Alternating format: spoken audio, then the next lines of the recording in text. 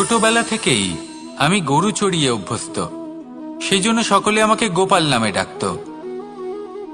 কিন্তু গোপাল হয়ে আমি একটা অমূল্য শিক্ষা লাভ করেছি। আমি দেখেছি যে গৌশালাতে অনেক বাছুরের মধ্যে একটি গাই তার নিজের বাছুরকে অবশ্যই চিনে ফেলে।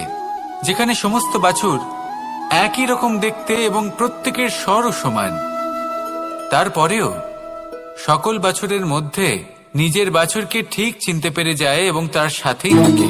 ঠিক এইরকমই কিছুটা হয় আমাদের কর্ম এবং তার কর্মফল।